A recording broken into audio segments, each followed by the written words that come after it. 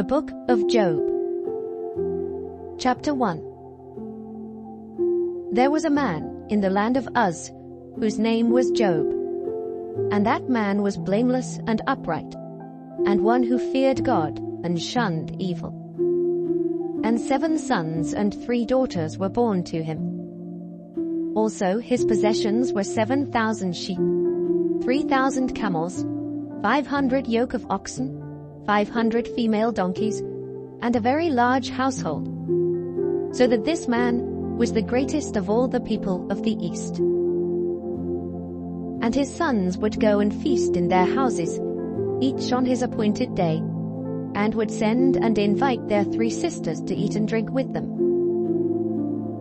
So it was, when the days of feasting had run their course, that Job would send and sanctify them. And he would rise early in the morning, and offer burnt offerings according to the number of them all. For Job said, "It may be that my sons have sinned and cursed God in their hearts." Thus Job did regularly. Now there was a day when the sons of God came to present themselves before the Lord, and Satan also came among them. And the Lord said to Satan, "From where do you come?" So Satan answered the Lord and said, "From going to and fro on the earth, and from walking back and forth on it." Then the Lord said to Satan, "Have you considered my servant Job, that there is none like him on the earth, a blameless and upright man, one who fears God and shuns evil?" So Satan answered the Lord and said, "Does Job fear God for nothing? Have you not made a hedge around him, around his household, and around all that he has on every side? You have blessed the work of his hands, and his possessions have increased in the land. But now, stretch out your hand and touch all that he has, and he will surely curse you to your face." And the Lord said to Satan, "Behold, all that he has is in your power. Only do not lay a hand on his person." So Satan went out from the presence of the Lord. Now there was a day when his sons and daughters were eating and drinking wine in their oldest brother's house. And a messenger came to Job and said, "The oxen were plowing, and the donkeys feeding beside them, when the Sabaeans raided them and took them away. Indeed, they have killed the servants with the edge of the sword, and I alone have escaped to tell you."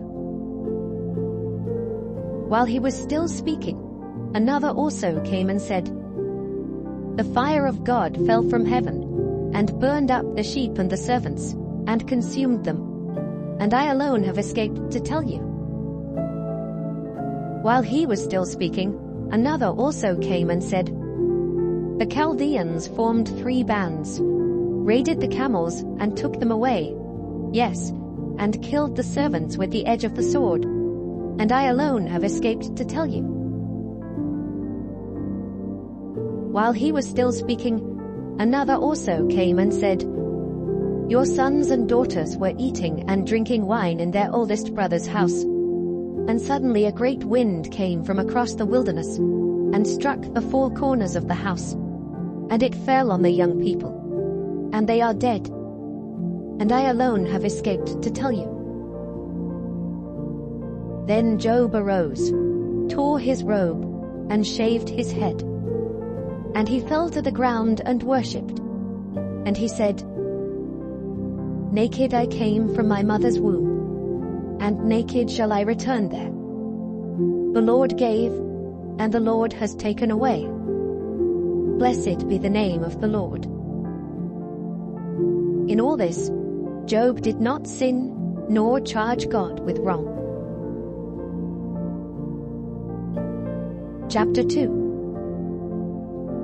Again, there was a day when the sons of God came to present themselves before the Lord, and Satan came also among them, to present himself before the Lord. And the Lord said to Satan, "From where do you come?" Satan answered the Lord and said, from going to and fro on the earth, and from walking back and forth on it. Then the Lord said to Satan, "Have you considered my servant Job, that there is none like him on the earth, a blameless and upright man, one who fears God and shuns evil? And still he holds fast to his integrity, although you incited me against him, to destroy him without cause." So Satan answered the Lord and said, "Skin for skin. Yes, all that a man has he will give for his life. But stretch out your hand now, and touch his bone and his flesh, and he will surely curse you to your face." And the Lord said to Satan, "Behold, he is in your hand, but spare his life."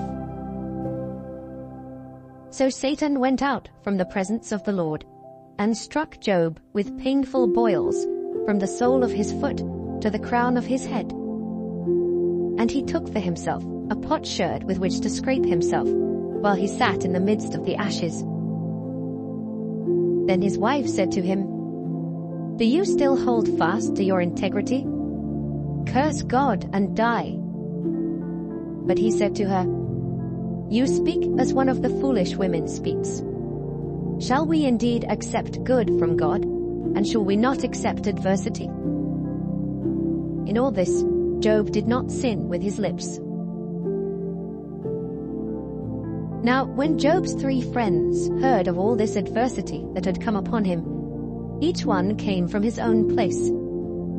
Eliphaz the Temanite, Bildad the Shuhite, and Zophar the Naamathite.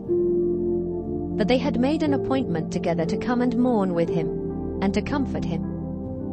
And when they raised their eyes from afar, and did not recognize him, they lifted their voices and wept. And each one tore his robe, and sprinkled dust on his head toward heaven. So they sat down with him on the ground, 7 days and 7 nights, and no one spoke a word to him, for they saw that his grief was very great. Chapter 3. After this, Job opened his mouth, and cursed the day of his birth. And Job spoke and said, "May the day perish on which I was born, and the night in which it was said, a male child is conceived. May that day be darkness. May God above not seek it, nor the light shine upon it. May darkness and the shadow of death claim it. May a cloud settle on it. May the blackness of the day terrify it. As for that night, may darkness seize it. May it not rejoice among the days of the year. May it not come into the number of the months. Oh, may that night be barren. May no joyful shout come into it. May those curse it who curse the day, those who are ready to arouse Leviathan. May the stars of its morning be dark. May it look for light, but have none, and not see the dawning of the day. Because it did not shut up the doors of my mother's womb, nor hide sorrow from my eyes. Why did I not die at birth? Why did I not perish when I came from the womb? Why did the knees receive me? Or why the breasts, that I should nurse? For now I would have lain still and been quiet. I would have been asleep. Then I would have been at rest with kings and counselors of the earth, who built ruins for themselves, or with princes who had gold, who filled their houses with silver. Or why was I not hidden like a stillborn child, like infants who never saw light? There the wicked cease from troubling, and there the weary are at rest. There the prisoners rest together. They do not hear the voice of the oppressor. The small and great are there, and the servant is free from his master. Why is light given to him who is in misery, and life to the bitter of soul, who long for death, but it does not come, and search for it more than hidden treasures, who rejoice exceedingly, and are glad when they can find the grave? Why is light given to a man whose way is hidden, and whom God has hedged in? For my sighing comes before I eat, and my groanings pour out like water. For the thing I greatly feared has come upon me, and what I dreaded has happened to me. I am not at ease, nor am I quiet. I have no rest, for trouble comes. Chapter 4. Then Eliphaz the Temanite answered and said, If one attempts a word with you, will you become weary? But who can withhold himself from speaking? Surely you have instructed many, and you have strengthened weak hands. Your words have upheld him who was stumbling, and you have strengthened the feeble knees. But now it comes upon you, and you are weary. It touches you, and you are troubled. Is not your reverence your confidence, and the integrity of your ways your hope? Remember now, who ever perished being innocent? Or where were the upright ever cut off? Even as I have seen, those who plow iniquity and sow trouble reap the same. By the blast of God they perish, and by the breath of his anger they are consumed. The roaring of the lion, the voice of the fierce lion, and the teeth of the young lions are broken. The old lion perishes for lack of prey, and the cubs of the lioness are scattered. Now a word was secretly brought to me, and my ear received a whisper of it. In disquieting thoughts from the visions of the night, when deep sleep falls on men, fear came upon me, and trembling, which made all my bones shake. Then a spirit passed before my face. The hair on my body stood up. It stood still, but I could not discern its appearance. A form was before my eyes. There was silence. Then I heard a voice saying, Can a mortal be more righteous than God? Can a man be more pure than his Maker? If he puts no trust in his servants, if he charges his angels with error, how much more those who dwell in houses of clay, whose foundation is in the dust, who are crushed before a moth? They are broken in pieces from morning till evening. They perish forever, with no one regarding. Does not their own excellence go away? They die, even without. Chapter 5. Call out now. Is there anyone who will answer you? And to which of the holy ones will you turn? For wrath kills a foolish man, and envy slays a simple one. I have seen the foolish taking root, but suddenly I cursed his dwelling place. His sons are far from safety. They are crushed in the gate, and there is no deliverer. Because the hungry eat up his harvest, taking it even from the thorns, and a snare snatches their substance. For affliction does not come from the dust, nor does trouble spring from the ground. Yet man is born to trouble, as the sparks fly upward. But as for me, I would seek God, and to God I would commit my cause, who does great things and unsearchable, marvelous things without number. He gives rain on the earth, and sends waters on the fields. He sets on high those who are lowly, and those who mourn are lifted to safety.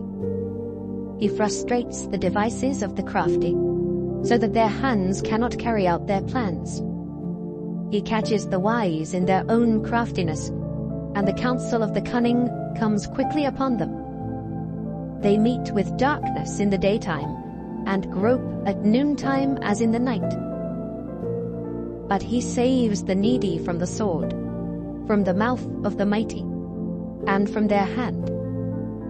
So the poor have hope, and injustice shuts her mouth.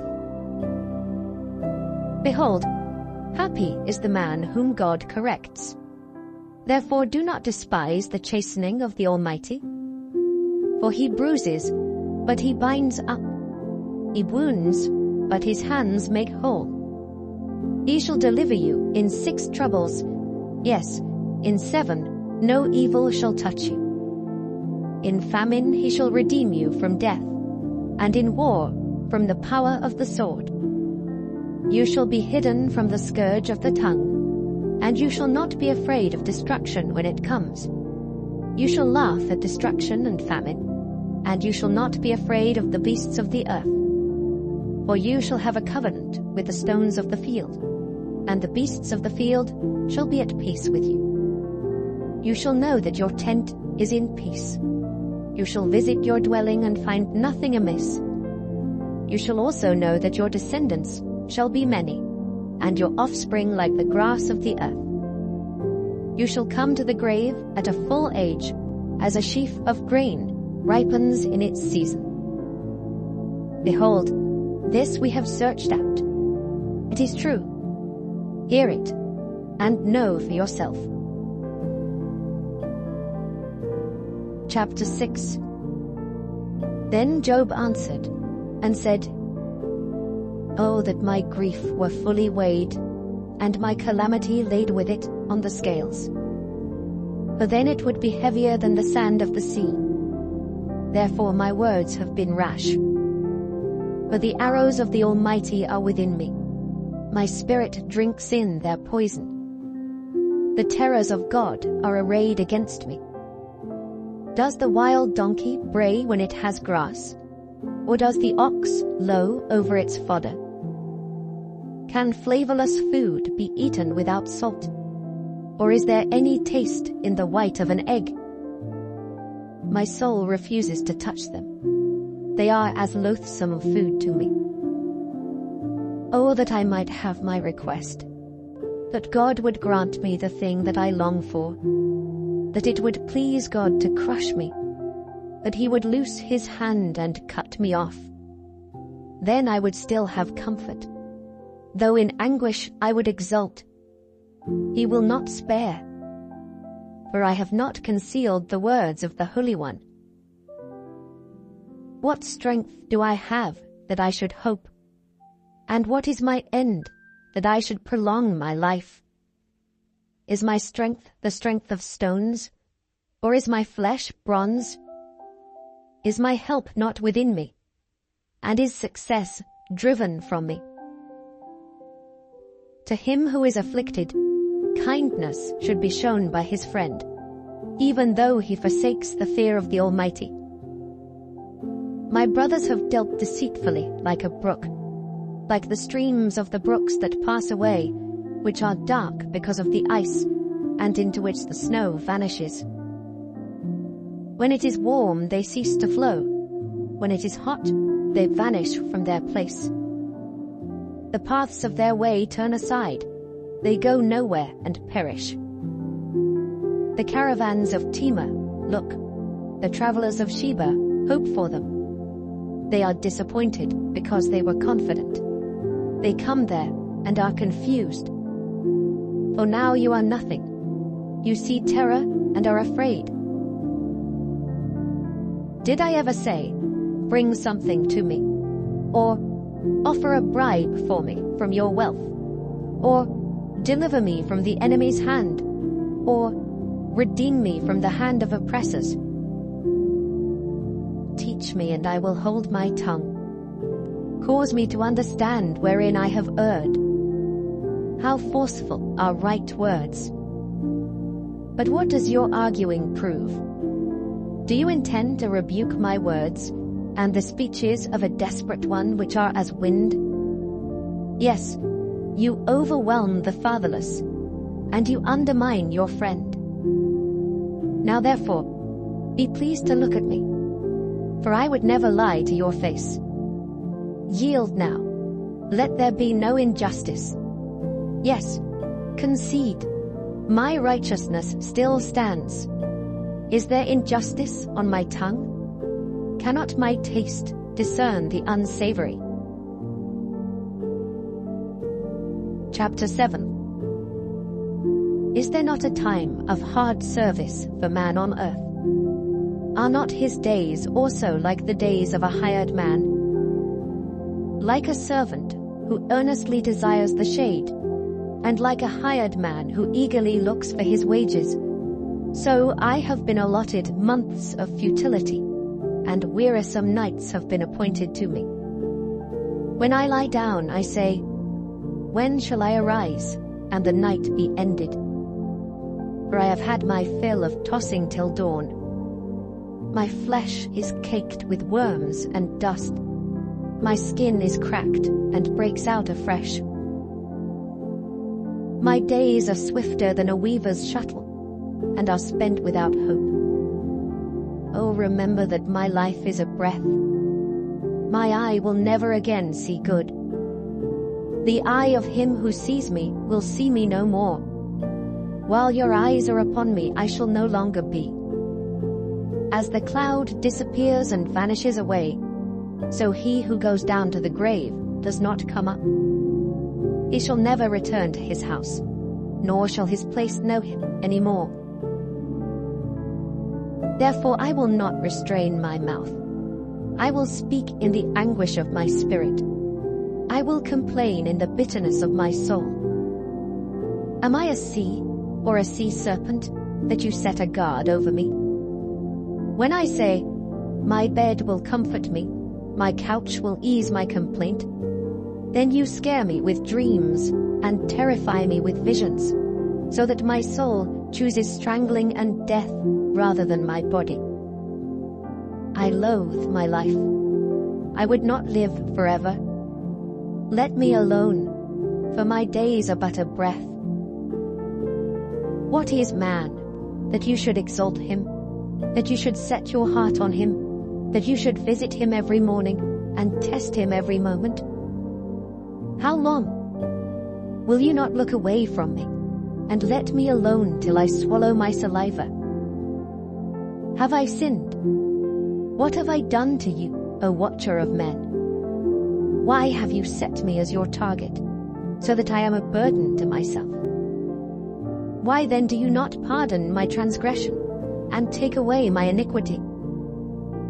For now I will lie down in the dust, and you will seek me diligently, but I will no longer be. Chapter 8. Then Bildad the Shuhite answered and said, How long will you speak these things, and the words of your mouth be like a strong wind? Does God subvert judgment, or does the Almighty pervert justice? If your sons have sinned against him, he has cast them away for their transgression. If you would earnestly seek God, and make your supplication to the Almighty, if you are pure and upright, surely now he would awake for you, and prosper your rightful dwelling place. Though your beginning was small, yet your latter end would increase abundantly. For inquire, please, of the former age, and consider the things discovered by their fathers. For we were born yesterday, and know nothing, because our days on earth are a shadow. Will they not teach you, and tell you, and utter words from their heart? Can the papyrus grow up without a marsh? Can the reeds flourish without water? While it is yet green and not cut down, it withers before any other plant. So are the paths of all who forget God, and the hope of the hypocrite shall perish, whose confidence shall be cut off, and whose trust is a spider's web. He leans on his house, but it does not stand. He holds it fast, but it does not endure. He grows green in the sun, and his branches spread out in his garden. His roots wrap around the rock heap, and look for a place in the stones. If he is destroyed from his place, then it will deny him, saying, I have not seen you. Behold, this is the joy of his way, and out of the earth others will grow. Behold, God will not cast away the blameless, nor will he uphold the evildoers. He will yet fill your mouth with laughing, and your lips with rejoicing. Those who hate you will be clothed with shame, and the dwelling place of the wicked will come to nothing. Chapter 9. Then Job answered and said, Truly, I know it is so. But how can a man be righteous before God? If one wished to contend with him, he could not answer him 1 time out of 1,000. God is wise in heart and mighty in strength. Who has hardened himself against him and prospered? He removes the mountains, and they do not know when he overturns them in his anger. He shakes the earth out of its place, and its pillars tremble. He commands the sun, and it does not rise. He seals off the stars. He alone spreads out the heavens and treads on the waves of the sea. He made the Bear, Orion, and the Pleiades, and the chambers of the south. He does great things past finding out. Yes, wonders without number. If he goes by me, I do not see him. If he moves past, I do not perceive him. If he takes away, who can hinder him? Who can say to him, What are you doing? God will not withdraw his anger. The allies of the proud lie prostrate beneath him. How then can I answer him, and choose my words to reason with him? For though I were righteous, I could not answer him. I would beg mercy of my judge. If I called, and he answered me, I would not believe that he was listening to my voice. For he crushes me with a tempest, and multiplies my wounds without cause. He will not allow me to catch my breath, but fills me with bitterness. If it is a matter of strength, indeed, he is strong. And if of justice, who will appoint my day in court? Though I were righteous, my own mouth would condemn me. Though I were blameless, it would prove me perverse. I am blameless, yet I do not know myself. I despise my life. It is all one thing. Therefore I say, He destroys the blameless and the wicked. If the scourge slays suddenly, He laughs at the plight of the innocent. The earth is given into the hand of the wicked. He covers the faces of its judges. If it is not he, who else could it be? Now my days are swifter than a runner. They flee away. They see no good. They pass by like swift ships, like an eagle swooping on its prey. If I say, I will forget my complaint, I will put off my sad face and wear a smile. I am afraid of all my sufferings. I know that you will not hold me innocent. If I am condemned, why then do I labor in vain? If I wash myself with snow water and cleanse my hands with soap, yet you will plunge me into the pit, and my own clothes will abhor me. For he is not a man, as I am, that I may answer him, and that we should go to court together? Nor is there any mediator between us, who may lay his hand on us both. Let him take his rod away from me, and do not let dread of him terrify me. Then I would speak and not fear him, but it is not so with me.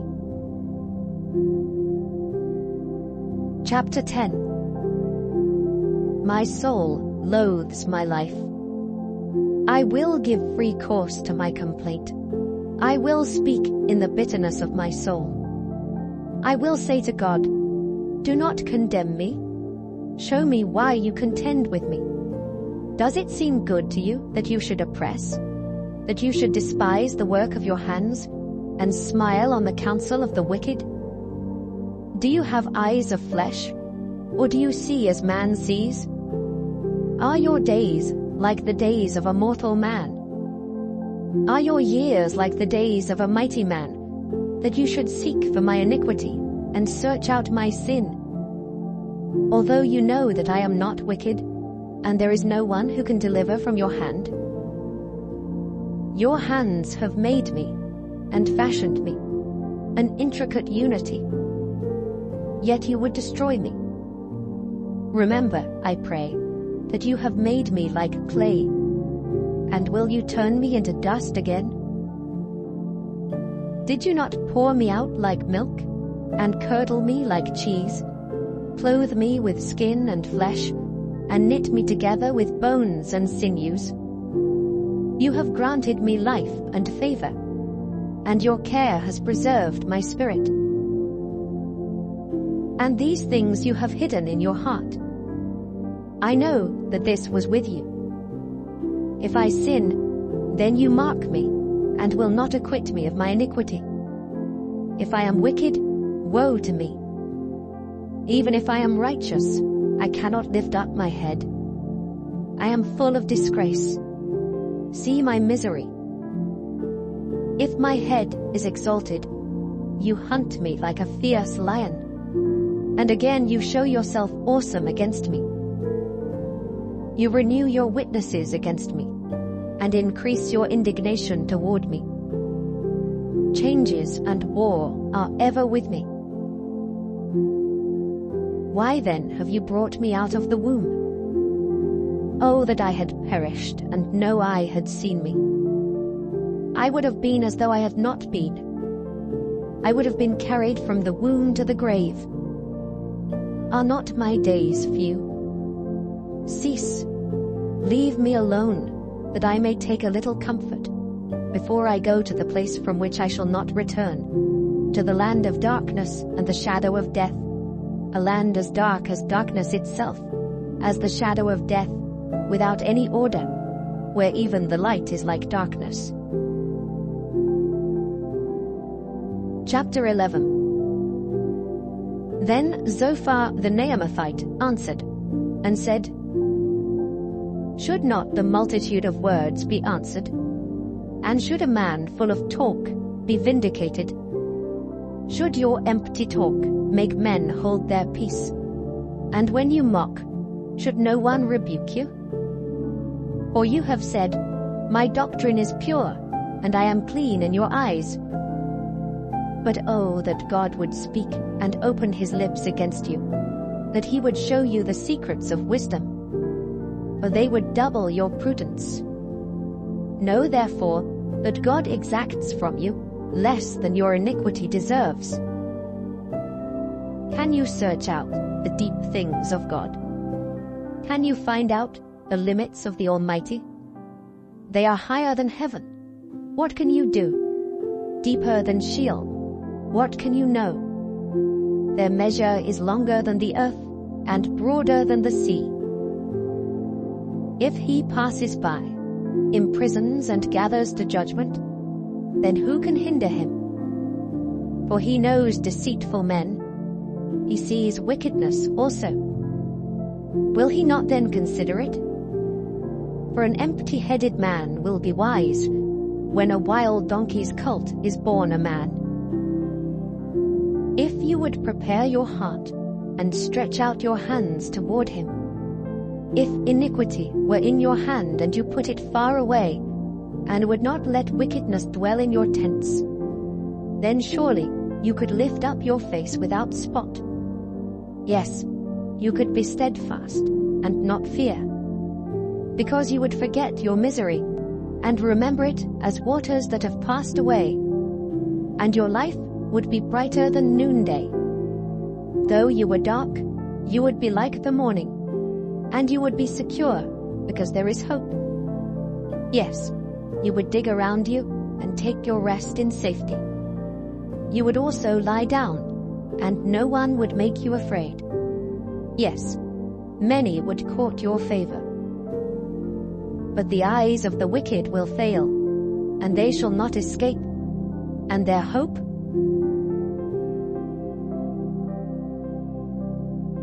Chapter 12. Then Job answered and said, No doubt you are the people, and wisdom will die with you. But I have understanding as well as you. I am not inferior to you. Indeed, who does not know such things as these? I am one mocked by his friends, who called on God, and he answered him, the just and blameless, who is ridiculed. A lamp is despised in the thought of one who is at ease. It is made ready for those whose feet slip. The tents of robbers prosper, and those who provoke God are secure in what God provides by his hand.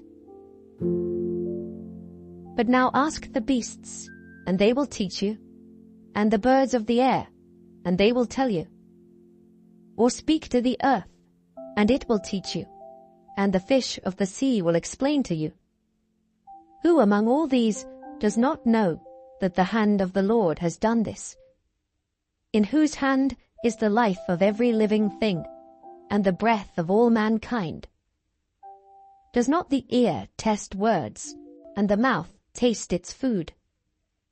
Wisdom is with aged men, and with length of days, understanding. With him are wisdom and strength.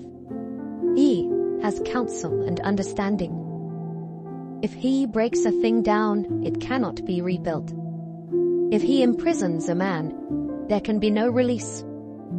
If he withholds the waters, they dry up.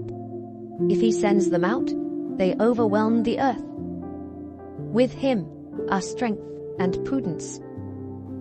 The deceived and the deceiver are his. He leads counselors away plundered, and makes fools of the judges. He loosens the bonds of kings, and binds their waist with a belt. He leads princes away plundered, and overthrows the mighty. He deprives the trusted ones of speech, and takes away the discernment of the elders. He pours contempt on princes, and disarms the mighty. He uncovers deep things out of darkness, and brings the shadow of death to light. He makes nations great, and destroys them. He enlarges nations, and guides them. He takes away the understanding of the chiefs of the people of the earth, and makes them wander in a pathless wilderness. They grope in the dark without light, and he makes them stagger like a drunken man. Chapter 13. Behold, my eye has seen all this, my ear has heard and understood it. What you know, I also know. I am not inferior to you. But I would speak to the Almighty, and I desire to reason with God. But you forgers of lies, you are all worthless physicians.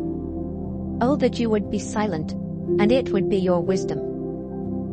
Now hear my reasoning, and heed the pleading of my lips. Will you speak wickedly for God, and talk deceitfully for him? Will you show partiality for him? Will you contend for God? Will it be well when he searches you out? Or can you mock him as one mocks a man?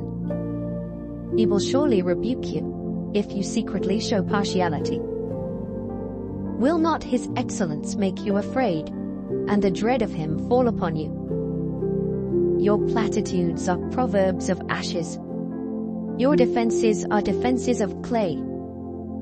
Hold your peace with me and let me speak. Then let come on me what may. Why do I take my flesh in my teeth, and put my life in my hands? Though he slay me, yet will I trust him. Even so, I will defend my own ways before him. He also shall be my salvation, for a hypocrite could not come before him. Listen carefully to my speech, and to my declaration with your ears. See now, I have prepared my case. I know that I shall be vindicated. Who is he who will contend with me? If now I hold my tongue, I perish. Only two things do not do to me. Then I will not hide myself from you. Withdraw your hand far from me, and let not the dread of you make me afraid. Then call, and I will answer. Or let me speak, then you respond to me. How many are my iniquities and sins? Make me know my transgression and my sin. Why do you hide your face and regard me as your enemy? Will you frighten a leaf driven to and fro? And will you pursue dry stubble? For you write bitter things against me, and make me inherit the iniquities of my youth. You put my feet in the stocks, and watch closely all my paths. You set a limit for the soles of my feet. Man decays like a rotten thing, like a garment that is moth-eaten. Chapter 14. Man who is born of woman is of few days and full of trouble. He comes forth like a flower and fades away. He flees like a shadow and does not continue. And do you open your eyes on such a one, and bring me to judgment with yourself? Who can bring a clean thing out of an unclean? No one. Since his days are determined, the number of his months is with you. You have appointed his limits so that he cannot pass. Look away from him, that he may rest, till like a hired man he finishes his day. For there is hope for a tree, if it is cut down, that it will sprout again, and that its tender shoots will not cease. Though its root may grow old in the earth, and its stump may die in the ground, yet at the scent of water it will bud and bring forth branches like a plant. But man dies and is laid away. Indeed, he breathes his last, and where is he? As water disappears from the sea, and a river becomes parched and dries up, so man lies down and does not rise, till the heavens are no more. They will not awake, nor be roused from their sleep. Oh, that you would hide me in the grave, that you would conceal me until your wrath is past, that you would appoint me a set time and remember me. If a man dies, shall he live again? All the days of my hard service I will wait till my change comes. You shall call, and I will answer you. You shall desire the work of your hands. For now you number my steps, but do not watch over my sin. My transgression is sealed up in a bag, and you cover my iniquity. But as a mountain falls and crumbles away, and as a rock is moved from its place, as water wears away stones, and as torrents wash away the soil of the earth, so you destroy the hope of man. You prevail forever against him, and he passes on. You change his countenance and send him away. His sons come to honor, and he does not know it. They are brought low, and he does not perceive it. But his flesh will be in pain over it, and his soul will mourn over it. Chapter 15. Then Eliphaz the Temanite answered and said, Should a wise man answer with empty knowledge, and fill himself with the east wind? Should he reason with unprofitable talk, or by speeches with which he can do no good? Yes, you cast off fear, and restrain prayer before God. For your iniquity teaches your mouth, and you choose the tongue of the crafty. Your own mouth condemns you, and not I.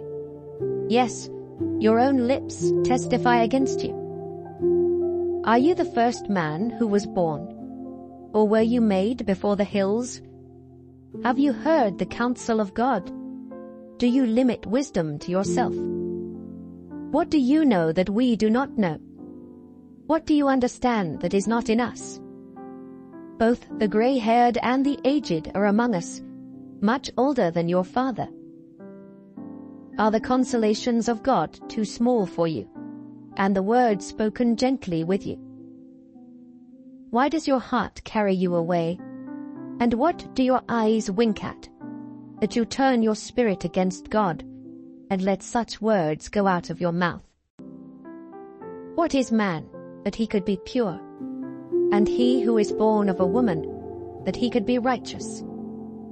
If God puts no trust in his saints, and the heavens are not pure in his sight, how much less man, who is abominable and filthy, who drinks iniquity like water? I will tell you, hear me. What I have seen I will declare, what wise men have told, not hiding anything received from their fathers, to whom alone the land was given, and no alien passed among them. The wicked man writhes with pain all his days, and the number of years is hidden from the oppressor. Dreadful sounds are in his ears. In prosperity the destroyer comes upon him. He does not believe that he will return from darkness, for a sword is waiting for him. He wanders about for bread, saying, "Where is it?" He knows that a day of darkness is ready at his hand. Trouble and anguish make him afraid. They overpower him, like a king ready for battle. For he stretches out his hand against God, and acts defiantly against the Almighty, running stubbornly against him with his strong embossed shield. Though he has covered his face with his fatness, and made his waist heavy with fat, he dwells in desolate cities, in houses which no one inhabits, which are destined to become ruins. He will not be rich, nor will his wealth continue, nor will his possessions overspread the earth. He will not depart from darkness. The flame will dry out his branches, and by the breath of his mouth he will go away. Let him not trust in futile things, deceiving himself, for futility will be his reward. It will be accomplished before his time, and his branch will not be green. He will shake off his unripe grape like a vine, and cast off his blossom like an olive tree. But the company of hypocrites will be barren, and fire will consume the tents of bribery. They conceive trouble and bring forth futility. Their womb prepares deceit. Chapter 16. Then Job answered and said, I have heard many such things. Miserable comforters are you all. Shall words of wind have an end? Or what provokes you, that you answer? I also could speak as you do, if your soul were in my soul's place. I could heap up words against you, and shake my head at you. But I would strengthen you with my mouth, and the comfort of my lips would relieve your grief. Though I speak, my grief is not relieved. And if I remain silent, how am I eased? But now he has worn me out. You have made desolate all my company. You have shriveled me up, and it is a witness against me. My leanness rises up against me, and bears witness to my face. He tears me in his wrath, and hates me. He gnashes at me with his teeth. My adversary sharpens his gaze on me. They gape at me with their mouth. They strike me reproachfully on the cheek. They gather together against me. God has delivered me to the ungodly, and turned me over to the hands of the wicked. I was at ease, but he has shattered me. He also has taken me by my neck, and shaken me to pieces. He has set me up for his target. His archers surround me. He pierces my heart and does not pity. He pours out my gall on the ground.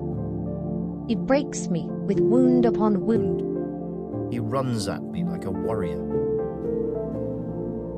I have sewn sackcloth over my skin, and laid my head in the dust. My face is flushed from weeping, and on my eyelids is the shadow of death.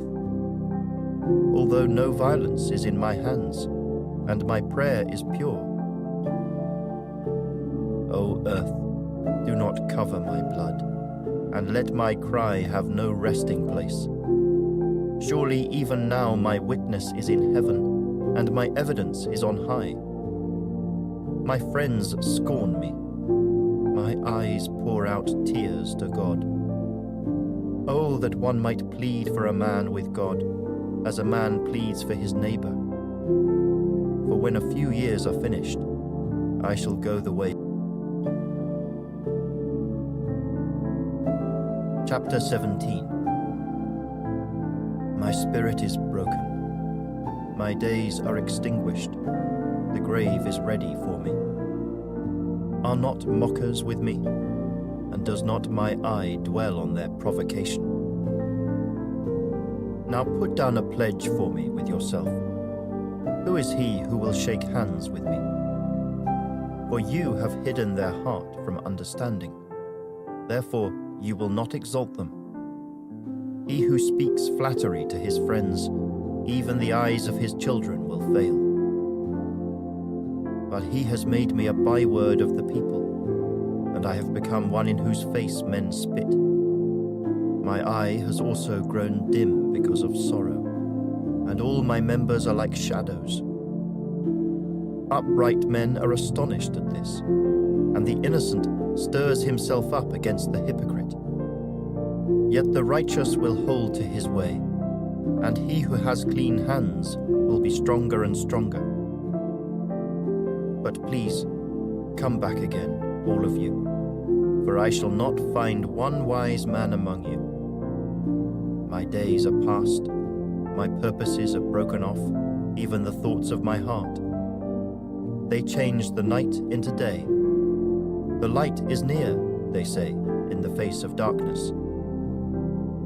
If I wait for the grave as my house, if I make my bed in the darkness, if I say to corruption, you are my father, and to the worm, you are my mother and my sister, where then is my hope? As for my hope, who can see it? Will they go down to the gates of Sheol? Shall we have rest together in the dust? Chapter 18. Then Bildad the Shuhite answered and said, How long till you put an end to words? Gain understanding, and afterward we will speak. Why are we counted as beasts and regarded as stupid in your sight? You who tear yourself in anger, shall the earth be forsaken for you? Or shall the rock be removed from its place? The light of the wicked indeed goes out, and the flame of his fire does not shine. The light is dark in his tent, and his lamp beside him is put out. The steps of his strength are shortened, and his own counsel casts him down. For he is cast into a net by his own feet, and he walks into a snare. The net takes him by the heel, and a snare lays hold of him. A noose is hidden for him on the ground, and a trap for him in the road. Terrors frighten him on every side, and drive him to his feet. His strength is starved, and destruction is ready at his side. It devours patches of his skin. The firstborn of death devours his limbs. He is uprooted from the shelter of his tent, and they parade him before the king of terrors. They dwell in his tent who are none of his. Brimstone is scattered on his dwelling.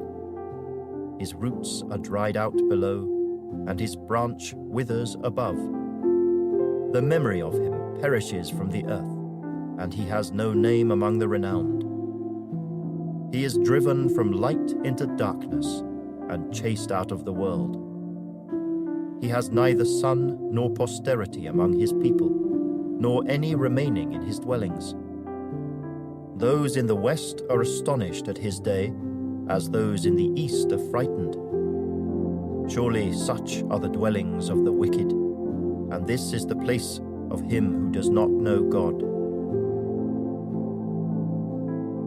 Chapter 19. Then Job answered and said, "How long will you torment my soul and break me in pieces with words? These 10 times you have reproached me. You are not ashamed that you have wronged me. And if indeed I have erred, my error remains with me. If indeed you exalt yourselves against me, and Plead my disgrace against me. Know then that God has wronged me, and has surrounded me with his net. If I cry out concerning wrong, I am not heard. If I cry aloud, there is no justice. He has fenced up my way so that I cannot pass, and he has set darkness in my paths. He has stripped me of my glory, and taken the crown from my head. He breaks me down on every side, and I am gone. My hope he has uprooted like a tree. He has also kindled his wrath against me, and he counts me as one of his enemies. His troops come together and build up their road against me. They encamp all around my tent. He has removed my brothers far from me, and my acquaintances are completely estranged from me. My relatives have failed, and my close friends have forgotten me.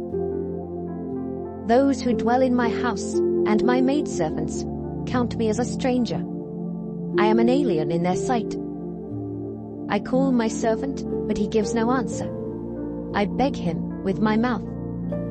My breath is offensive to my wife, and I am repulsive to the children of my own body. Even young children despise me. I arise and they speak against me. All my close friends abhor me, and those whom I love have turned against me. My bone clings to my skin and to my flesh, and I have escaped by the skin of my teeth. Have pity on me. Have pity on me, O you my friends, for the hand of God has struck me. Why do you persecute me as God does, and are not satisfied with my flesh? Oh, that my words were written. Oh, that they were inscribed in a book, that they were engraved on a rock with an iron pen and lead forever. For I know that my Redeemer lives, and he shall stand at last on the earth. And after my skin is destroyed, this I know, that in my flesh I shall see God, whom I shall see for myself, and my eyes shall behold, and not another. How my heart yearns within me. If you should say, how shall we persecute him? Since the root of the matter is found in me, be afraid of the sword for yourselves. For wrath brings the punishment of the sword, that you may know there is a judgment. Chapter 20. Then Zophar the Naamathite answered and said, Therefore my anxious thoughts make me answer, because of the turmoil within me. I have heard the rebuke that reproaches me, and the spirit of my understanding causes me to answer. Do you not know this of old, since man was placed on earth, that the triumphing of the wicked is short, and the joy of the hypocrite is but for a moment? Though his haughtiness mounts up to the heavens, and his head reaches to the clouds, yet he will perish forever, like his own refuse. Those who have seen him will say, Where is he? He will fly away like a dream, and not be found. Yes, he will be chased away like a vision of the night. The eye that saw him will see him no more, nor will his place behold him any more. His children will seek the favor of the poor, and his hands will restore his wealth. His bones are full of his youthful vigor, but it will lie down with him in the dust. Though evil is sweet in his mouth, and he hides it under his tongue, though he spares it and does not forsake it, but still keeps it in his mouth, yet his food in his stomach turns sour. It becomes cobra venom within him. He swallows down riches and vomits them up again. God casts them out of his belly. He will suck the poison of cobras. A viper's tongue will slay him. He will not see the streams, the rivers flowing with honey and cream. He will restore that for which he labored, and will not swallow it down. From the proceeds of business he will get no enjoyment, for he has oppressed and forsaken the poor. He has violently seized the house which he did not build. Because he knows no quietness in his heart, he will not save anything he desires. Nothing is left for him to eat, therefore his well-being will not last.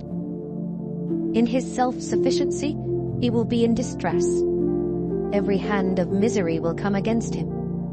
When he is about to fill his stomach, God will cast on him the fury of his wrath, and will rain it on him while he is eating. He will flee from the iron weapon. A bronze bow will pierce him through. It is drawn and comes out of the body. Yes, the glittering point comes out of his gall. Terrors come upon him. Total darkness is reserved for his treasures. An unfanned fire will consume him. It shall go ill with him who is left in his tent. The heavens will reveal his iniquity, and the earth will rise up against him. The increase of his house will depart, and his goods will flow away in the day of his wrath. This is the portion from God for a wicked man, the heritage appointed to him by God. Chapter 21. Then Job answered and said, Listen carefully to my speech, and let this be your consolation. Bear with me, that I may speak, and after I have spoken, keep mocking. As for me, is my complaint against man? And if it were, why should I not be impatient? Look at me and be astonished. Put your hand over your mouth. Even when I remember, I am terrified, and trembling takes hold of my flesh. Why do the wicked live and become old? Yes, become mighty in power. Their descendants are established with them in their sight, and their offspring before their eyes. Their houses are safe from fear, neither is the rod of God upon them. Their bull breathes without failure, their cow calves without miscarriage. They send forth their little ones like a flock, and their children dance. They sing to the tambourine and harp, and rejoice to the sound of the flute. They spend their days in wealth, and in a moment go down to the grave. Yet they say to God, Depart from us, for we do not desire the knowledge of your ways. Who is the Almighty, that we should serve him? And what profit do we have if we pray to him? Indeed, their prosperity is not in their hand.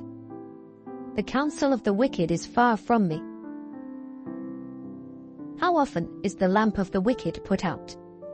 How often does their destruction come upon them? The sorrows God distributes in his anger. They are like straw before the wind, and like chaff that a storm carries away.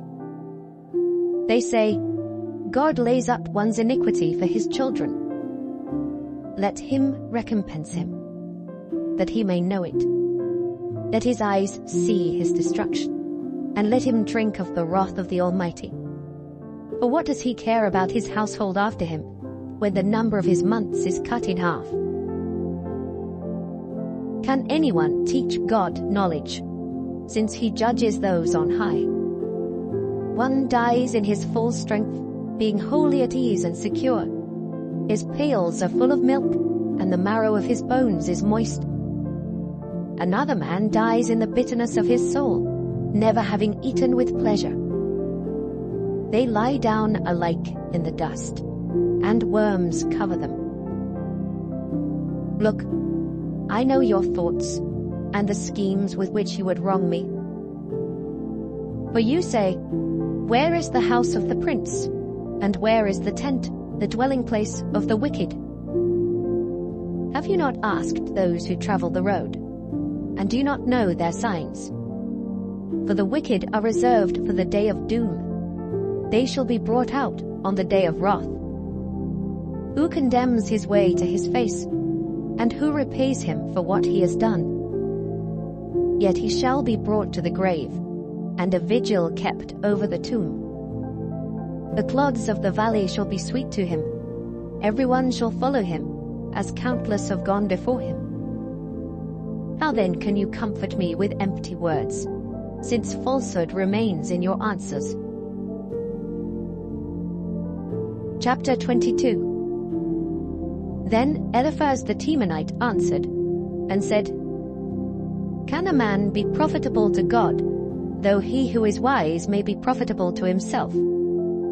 Is it any pleasure to the Almighty that you are righteous? Or is it gain to him that you make your ways blameless? Is it because of your fear of him that he corrects you and enters into judgment with you? Is not your wickedness great, and your iniquity without end? For you have taken pledges from your brother for no reason, and stripped the naked of their clothing. You have not given the weary water to drink, and you have withheld bread from the hungry. But the mighty man possessed the land, and the honorable man dwelt in it.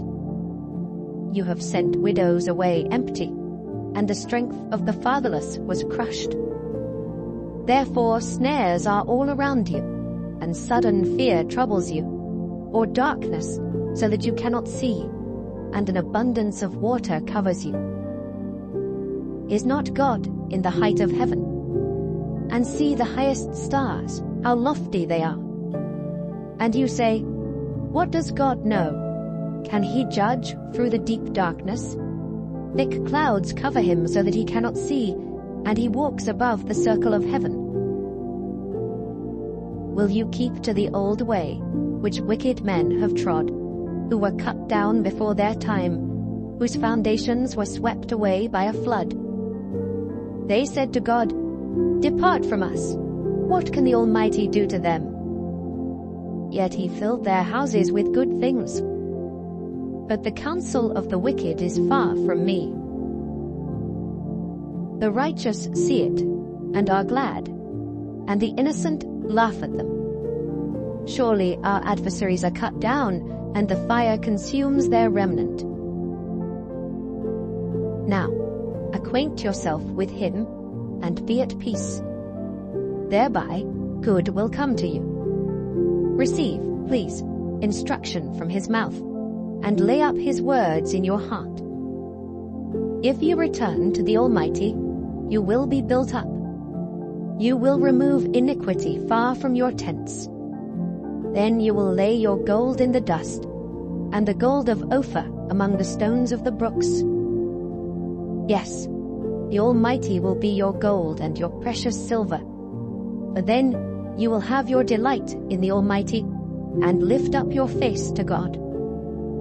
You will make your prayer to him, he will hear you, and you will pay your vows. You will also declare a thing, and it will be established for you. So light will shine on your ways, when they cast you down, and you say, Exaltation will come. Then he will save the humble person. He will even deliver one who is not innocent. Yes, he will be delivered by the purity. Chapter 23. Then Job answered and said, Even today my complaint is bitter. My hand is listless because of my groaning.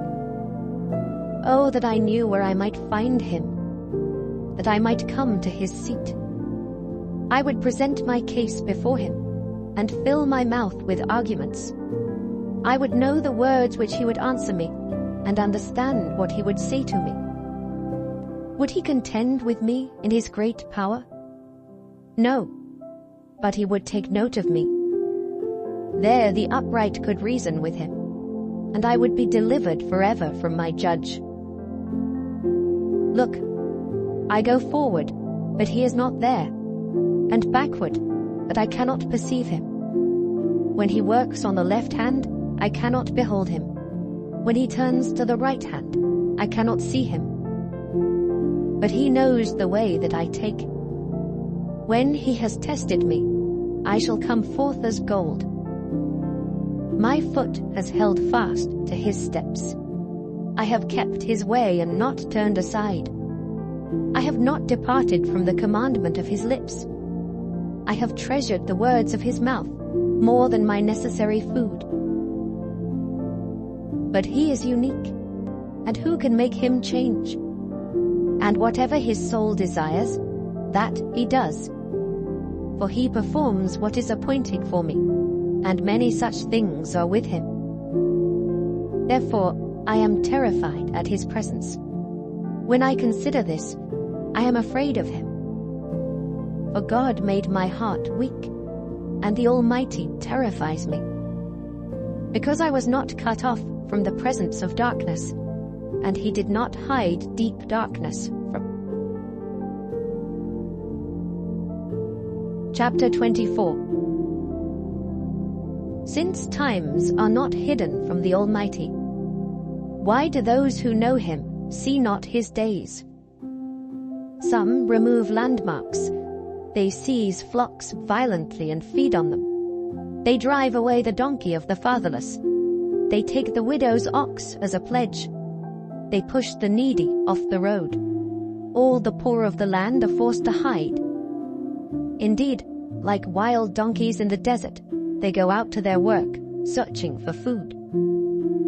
The wilderness yields food for them and for their children. They gather their fodder in the field and glean in the vineyard of the wicked. They spend the night naked, without clothing, and have no covering in the cold. They are wet with the showers of the mountains, and huddle around the rock for want of shelter. Some snatch the fatherless from the breast, and take a pledge from the poor. They cause the poor to go naked, without clothing, and they take away the sheaves from the hungry. They press out oil within their walls, and tread wine presses, yet suffer thirst. The dying groan in the city, and the souls of the wounded cry out.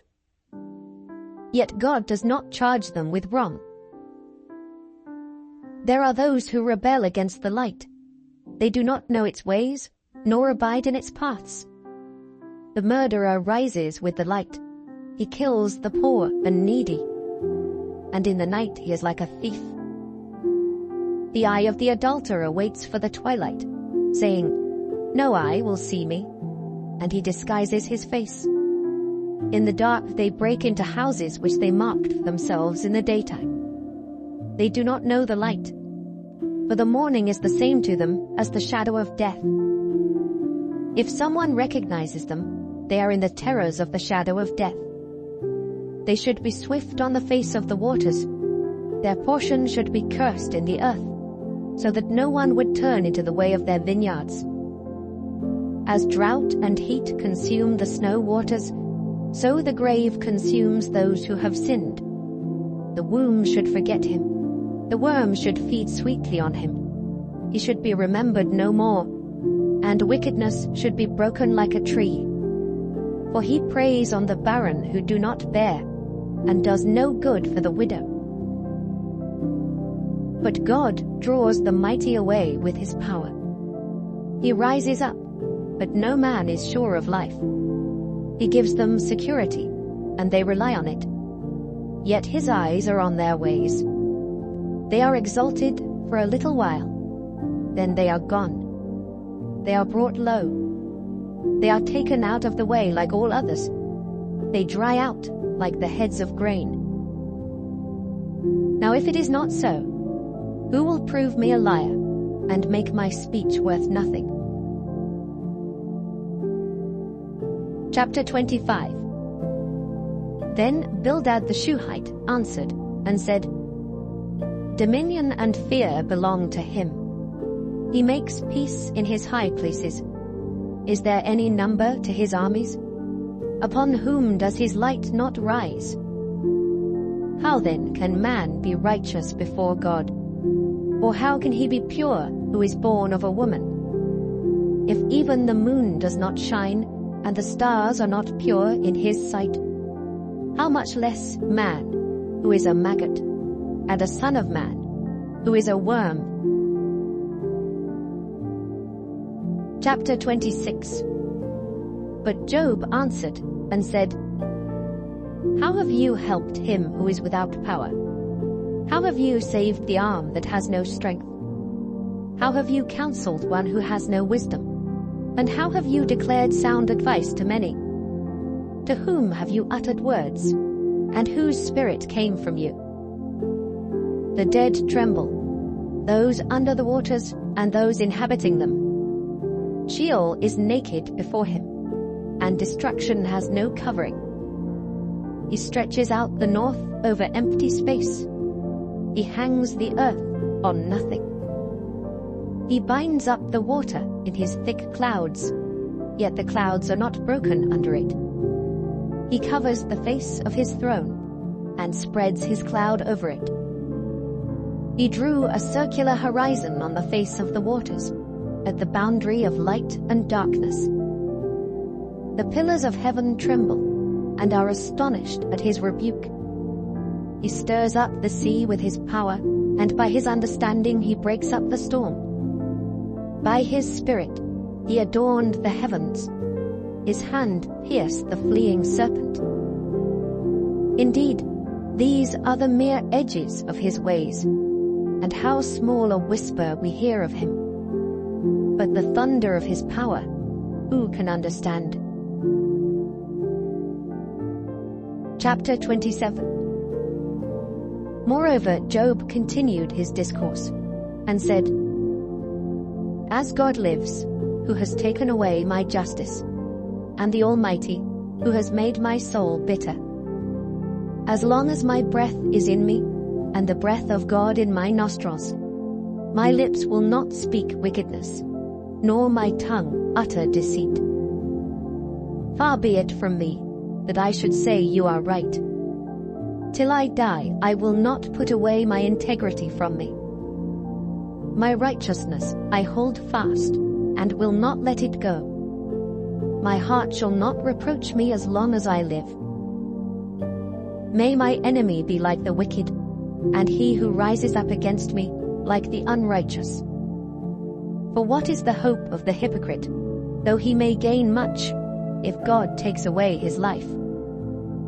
Will God hear his cry when trouble comes upon him?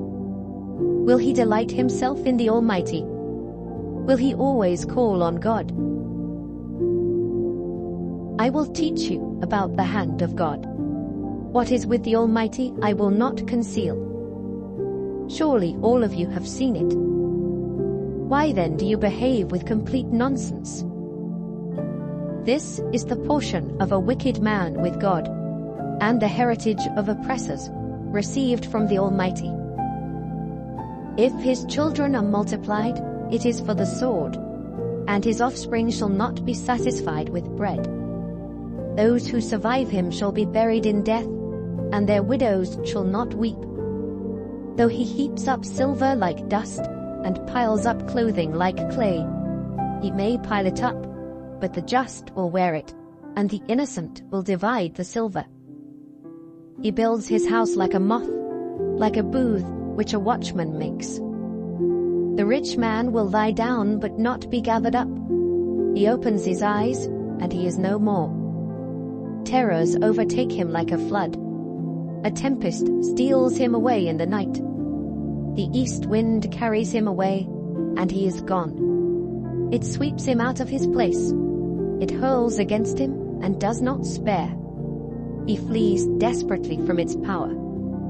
Men shall clap their hands at him, and shall hiss him out of his place.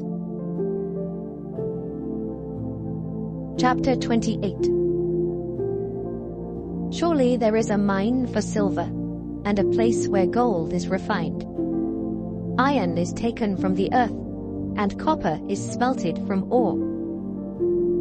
Man puts an end to darkness, and searches every recess for ore in the darkness and the shadow of death. He breaks open a shaft away from people. In places forgotten by feet, they hang far away from men. They swing to and fro. As for the earth, from it comes bread, but underneath it is turned up as by fire. Its stones are the source of sapphires, and it contains gold dust.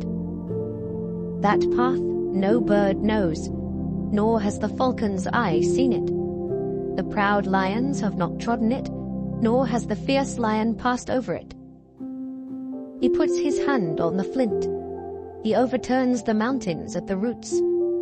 He cuts out channels in the rocks, and his eye sees every precious thing. He dams up the streams from trickling. What is hidden, he brings forth to light. But where can wisdom be found? And where is the place of understanding? Man does not know its value, nor is it found in the land of the living. The deep says, "It is not in me," and the sea says, "It is not with me."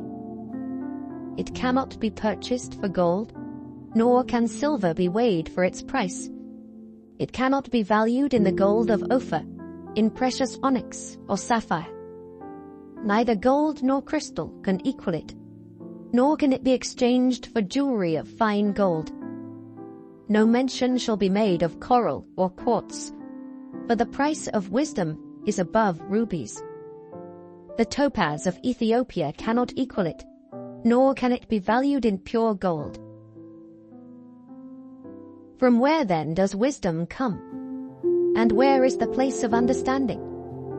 It is hidden from the eyes of all living, and concealed from the birds of the air. Destruction and death say, "We have heard a report about it with our ears." God understands its way, and he knows its place. For he looks to the ends of the earth, and sees under the whole heavens, to establish a weight for the wind, and apportion the waters by measure. When he made a law for the rain, and a path for the thunderbolt, then he saw wisdom, and declared it. He prepared it, indeed, he searched it out. And to man he said, "Behold, the fear of the Lord, that is wisdom, and to depart from evil is understanding." Chapter 29. Job further continued his discourse, and said, "Oh, that I were as in months past, as in the days when God watched over me, when his lamp shone upon my head, and when by his light I walked through darkness. Just as I was in the days of my prime, when the friendly counsel of God was over my tent, when the Almighty was yet with me, when my children were around me, when my steps were bathed with cream, and the rock poured out rivers of oil for me.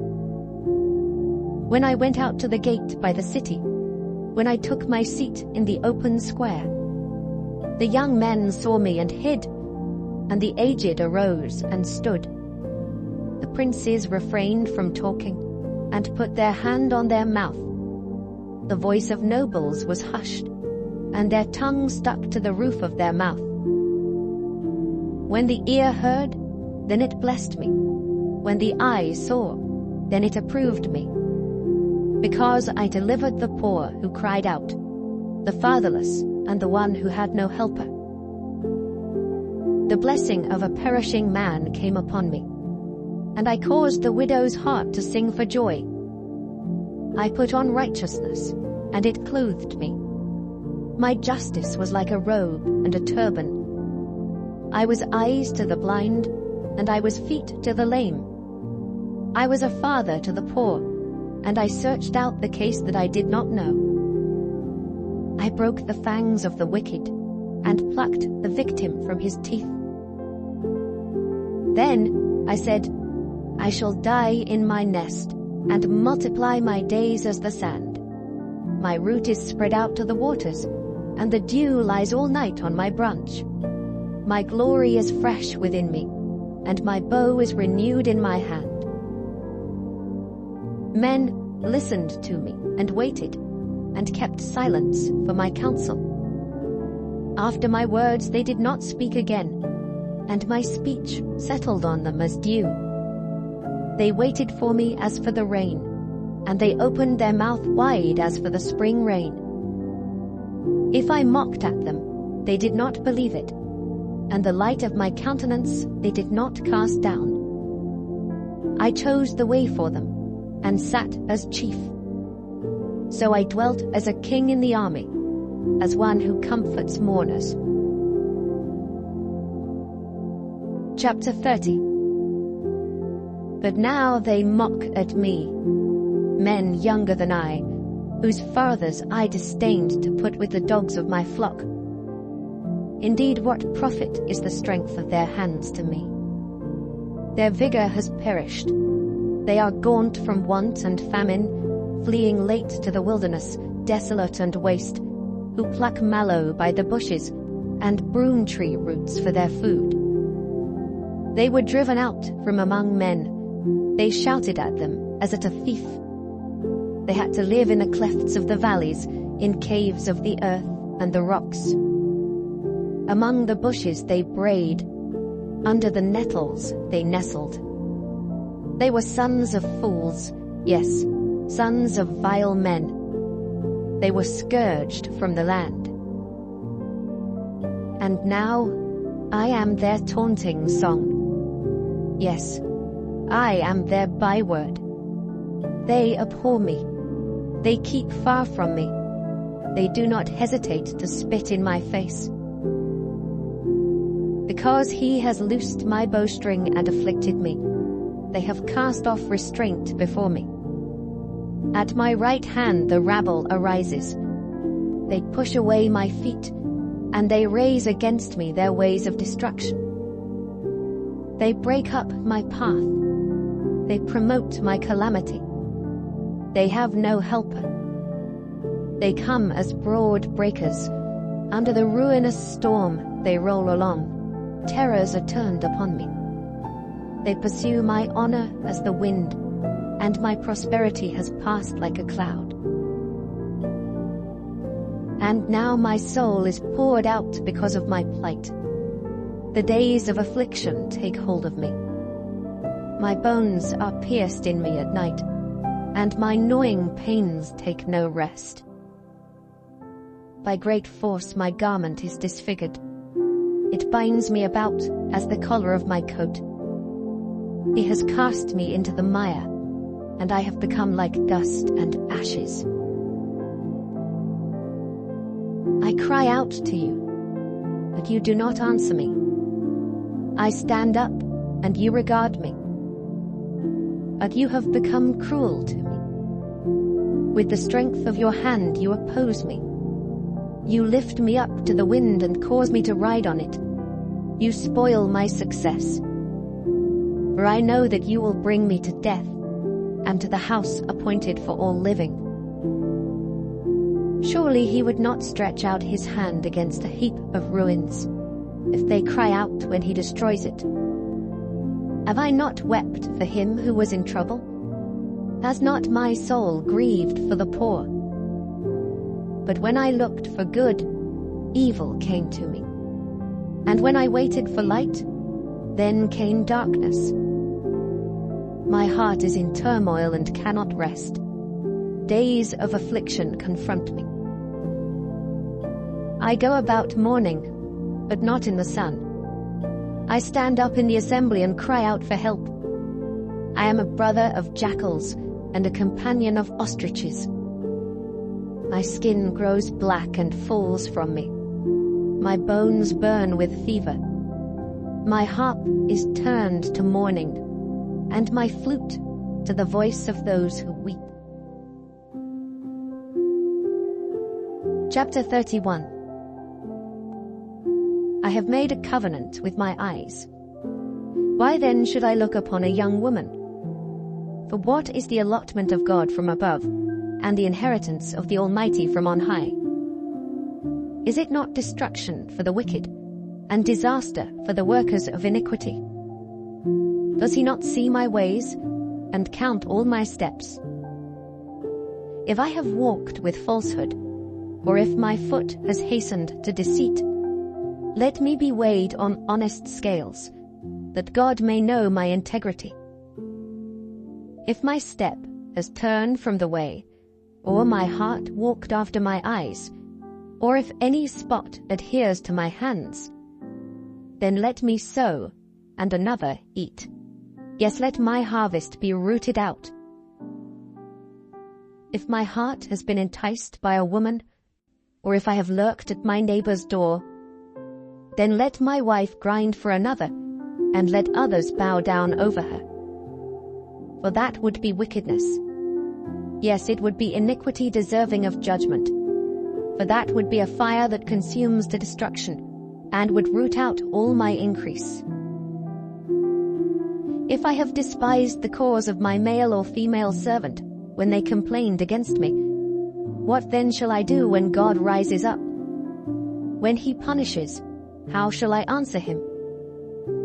Did not he who made me in the womb make them? Did not the same one fashion us in the womb? If I have kept the poor from their desire, or caused the eyes of the widow to fail, or eaten my morsel by myself, so that the fatherless could not eat of it. But from my youth I reared him as a father, and from my mother's womb I guided the widow.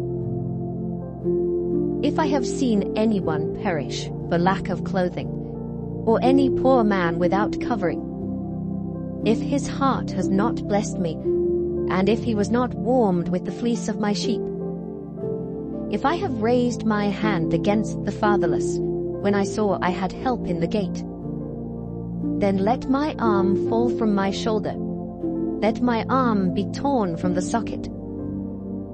For destruction from God is a terror to me, and because of his magnificence I cannot endure.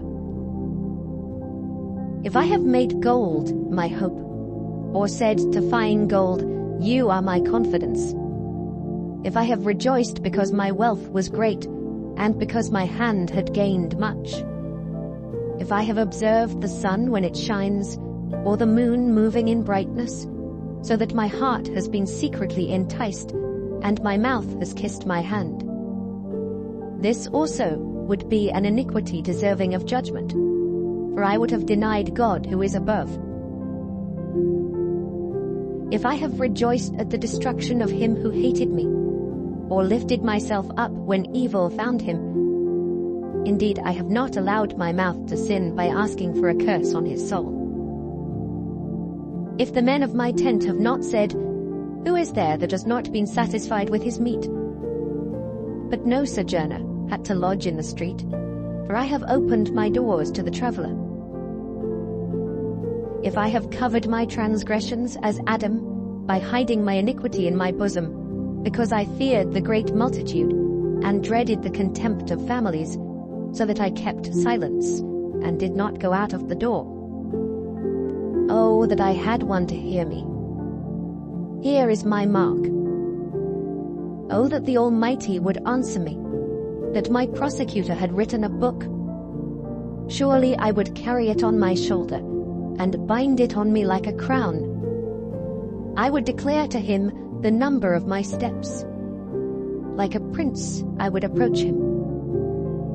If my land cries out against me, and its furrows weep together, if I have eaten its fruit without money, or caused its owners to lose their lives, then let thistles grow instead of wheat, and weeds instead of barley. The words of Job are ended. Chapter 32. So these three men ceased answering Job, because he was righteous in his own eyes. Then the wrath of Elihu, the son of Barachel the Buzite, of the family of Ram, was aroused against Job. His wrath was aroused because he justified himself rather than God. Also against his three friends his wrath was aroused, because they had found no answer, and yet had condemned Job. Now because they were years older than he, Elihu had waited to speak to Job. When Elihu saw that there was no answer in the mouth of these three men, his wrath was aroused. So Elihu, the son of Barachel the Buzite, answered and said, I am young in years, and you are very old. Therefore I was afraid, and dared not declare my opinion to you. I said, age should speak, and multitude of years should teach wisdom. But there is a spirit in man, and the breath of the Almighty gives him understanding. Great men are not always wise, nor do the aged always understand justice. Therefore I say, listen to me. I also will declare my opinion. Indeed, I waited for your words. I listened to your reasonings while you searched out what to say. I paid close attention to you. And surely not one of you convinced Job or answered his words, lest you say, we have found wisdom. God will vanquish him, not man. Now he has not directed his words against me, so I will not answer him with your words. They are dismayed and answer no more. Words escape them, and I have waited because they did not speak, because they stood still and answered no more. I also will answer my part. I too will declare my opinion, for I am full of words. The spirit within me compels me. Indeed, my belly is like wine that has no vent. It is ready to burst like new wineskins. I will speak that I may find relief. I must open my lips and answer. Let me not, I pray, show partiality to anyone, nor let me flatter any man. For I do not know how to flatter, else my Maker would soon take me away. Chapter 33. But please, Job, hear my speech, and listen to all my words. Now I open my mouth. My tongue speaks in my mouth. My words come from my upright heart. My lips utter pure knowledge. The Spirit of God has made me, and the breath of the Almighty gives me life. If you can answer me, set your words in order before me. Take your stand. Truly, I am as your spokesman before God. I also have been formed out of clay. Surely no fear of me will terrify you, nor will my hand be heavy on you. Surely you have spoken in my hearing, and I have heard the sound of your words, saying, I am pure, without transgression, I am innocent, and there is no iniquity in me. Yet he finds occasions against me. He counts me as his enemy. He puts my feet in the stocks, he watches all my paths. Look, in this you are not righteous. I will answer you, for God is greater than man. Why do you contend with him? For he does not give an accounting of any of his words. For God may speak in one way or in another, yet man does not perceive it. In a dream, in a vision of the night, when deep sleep falls upon men, while slumbering on their beds, then he opens the ears of men and seals their instruction. In order to turn man from his deed and conceal pride from man, he keeps back his soul from the pit and his life from perishing by the sword. Man is also chastened with pain on his bed, and with strong pain in many of his bones, so that his life abhors bread, and his soul succulent food. His flesh wastes away from sight, and his bones stick out which once were not seen. Yes, his soul draws near the pit, and his life to the executioners. If there is a messenger for him, a mediator, one among 1,000, to show man his uprightness, then he is gracious to him, and says, Deliver him from going down to the pit. I have found a ransom. His flesh shall be young like a child's. He shall return to the days of his youth.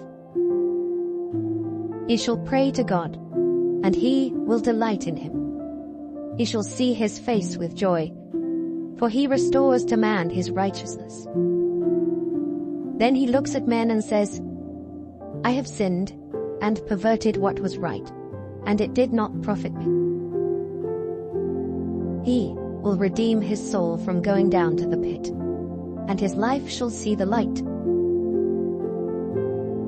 Behold, God works all these things, twice, in fact 3 times with a man, to bring back his soul from the pit, that he may be enlightened with the light of life. Give ear, Job. Listen to me. Hold your peace, and I will speak.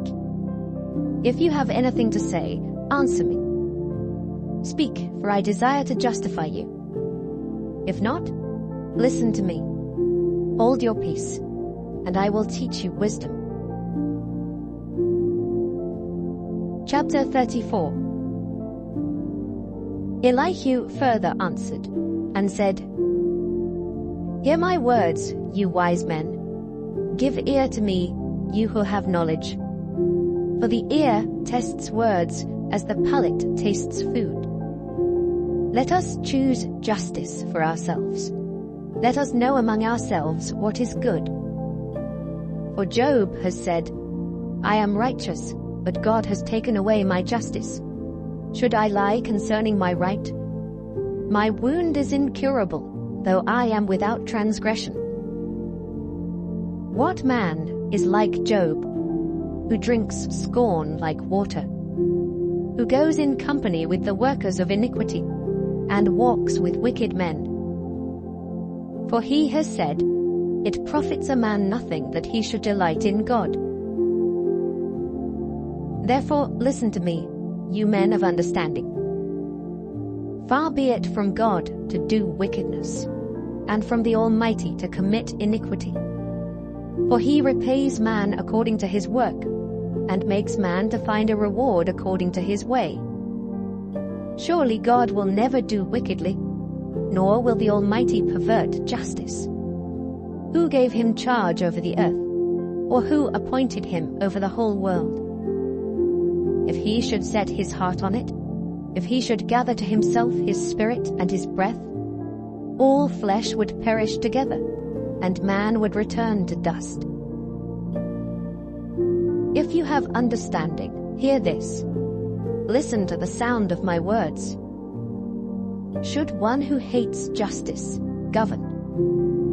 Will you condemn him who is most just? Is it fitting to say to a king, You are worthless, and to nobles, You are wicked? Yet he is not partial to princes, nor does he regard the rich more than the poor. For they are all the work of his hands. In a moment they die, in the middle of the night. The people are shaken and pass away. The mighty are taken away without a hand. For his eyes are on the ways of man, and he sees all his steps. There is no darkness nor shadow of death, where the workers of iniquity may hide themselves. For he need not further consider a man, that he should go before God in judgment. He breaks in pieces mighty men without inquiry, and sets others in their place. Therefore he knows their works. He overthrows them in the night, and they are crushed. He strikes them as wicked men in the open sight of others, because they turned back from him, and would not consider any of his ways, so that they caused the cry of the poor to come to him. For he hears the cry of the afflicted. When he gives quietness, who then can make trouble? And when he hides his face, who then can see him? Whether it is against a nation or a man alone, that the hypocrite should not reign, lest the people be ensnared. For has anyone said to God, I have borne chastening, I will offend no more? Teach me what I do not see. If I have done iniquity, I will do no more. Should he repay it according to your terms, just because you disavow it? You must choose, and not I. Therefore speak what you know. Men of understanding say to me, wise men who listen to me. Job speaks without knowledge. His words are without wisdom. Oh, that Job were tried to the utmost, because his answers are like those of wicked men. For he adds rebellion to his sin. He claps his hands among us and multiplies his words against God. Chapter 35. Moreover, Elihu answered and said, Do you think this is right? Do you say, My righteousness is more than God's? Or you say, What advantage will it be to you? What profit shall I have more than if I had sinned? I will answer you, and your companions with you. Look to the heavens and see, and behold the clouds. They are higher than you. If you sin, what do you accomplish against him? Or if your transgressions are multiplied, what do you do to him? If you are righteous, what do you give him? Or what does he receive from your hand? Your wickedness affects a man such as you, and your righteousness a son of man. Because of the multitude of oppressions, they cry out. They cry out for help because of the arm of the mighty. But no one says, Where is God my Maker, who gives songs in the night, who teaches us more than the beasts of the earth, and makes us wiser than the birds of heaven? There they cry out, but he does not answer, because of the pride of evil men. Surely God will not listen to empty talk, nor will the Almighty regard it. Although you say you do not see him, yet justice is before him, and you must wait for him. And now, because he has not punished in his anger, nor taken much notice of folly, therefore Job opens his mouth in vain. He multiplies words without knowledge. Chapter 36. Elihu also proceeded and said, Bear with me a little, and I will show you that there are yet words to speak on God's behalf. I will fetch my knowledge from afar. I will ascribe righteousness to my Maker, for truly my words are not false. One who is perfect in knowledge is with you. Behold, God is mighty, but despises no one. He is mighty in strength of understanding. He does not preserve the life of the wicked, but gives justice to the oppressed. He does not withdraw his eyes from the righteous, but they are on the throne with kings, for he has seated them forever, and they are exalted.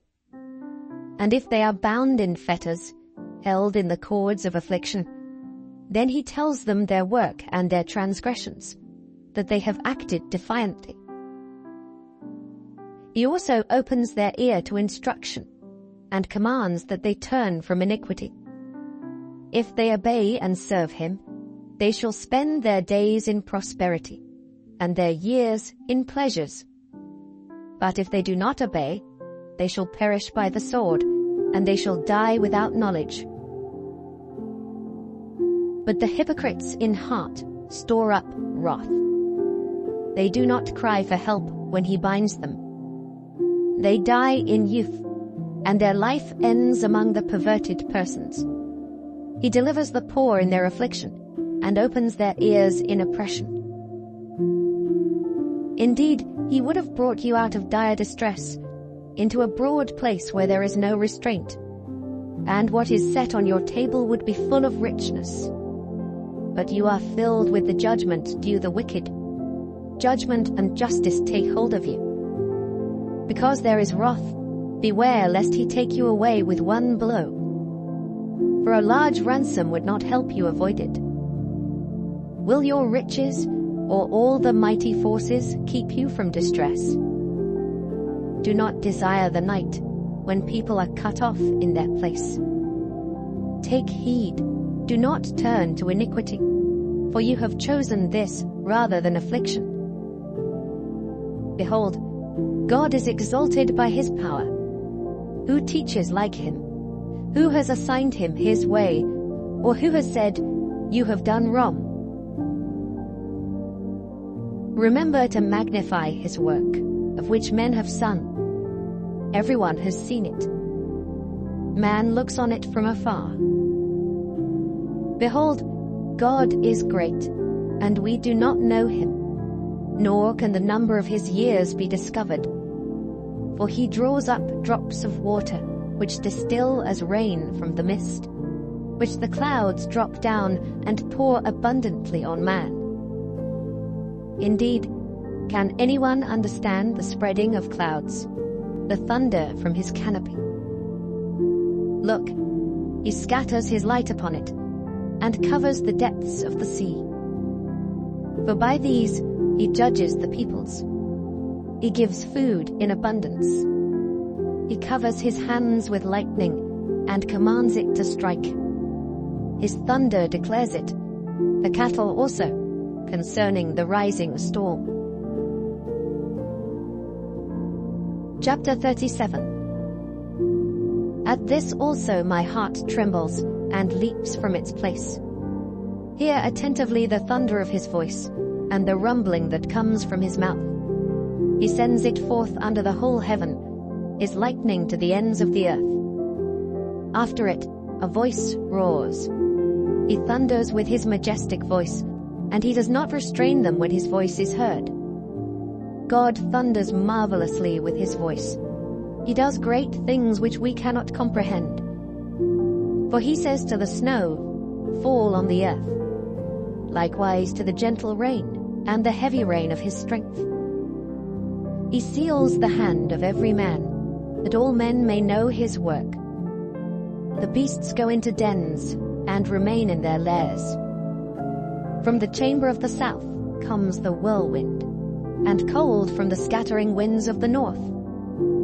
By the breath of God, ice is given, and the broad waters are frozen. Also with moisture he saturates the thick clouds. He scatters his bright clouds, and they swirl about, being turned by his guidance, that they may do whatever he commands them on the face of the whole earth. He causes it to come, whether for correction, or for his land, or for mercy. Listen to this, O Job. Stand still, and consider the wondrous works of God. Do you know when God dispatches them, and causes the light of his cloud to shine? Do you know how the clouds are balanced, those wondrous works of him who is perfect in knowledge? Why are your garments hot, when he quiets the earth by the south wind?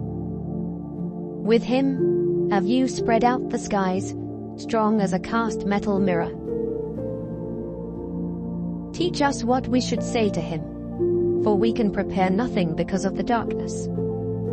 Should he be told that I wish to speak? If a man were to speak, surely he would be swallowed up.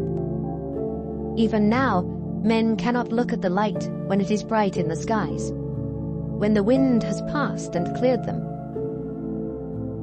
He comes from the north as golden splendor. With God is awesome majesty. As for the Almighty, we cannot find him. He is excellent in power, in judgment, and abundant justice. He does not oppress. Therefore men fear him. He shows no partiality to any who are wise of heart. Chapter 38. Then the Lord answered Job out of the whirlwind, and said, Who is this who darkens counsel by words without knowledge? Now prepare yourself like a man. I will question you, and you shall answer me. Where were you when I laid the foundations of the earth? Tell me, if you have understanding.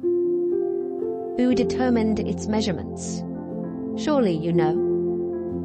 Or who stretched the line upon it? To what were its foundations fastened?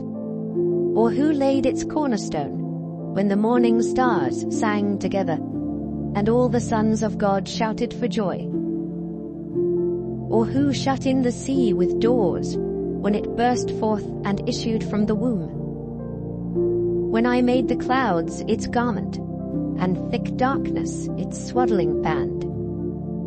When I fixed my limit for it, and set bars and doors? When I said, "This far you may come, but no farther, and here your proud waves must stop"? Have you commanded the morning since your days began, and caused the dawn to know its place, that it might take hold of the ends of the earth, and the wicked be shaken out of it? It takes on form like clay under a seal, and stands out like a garment.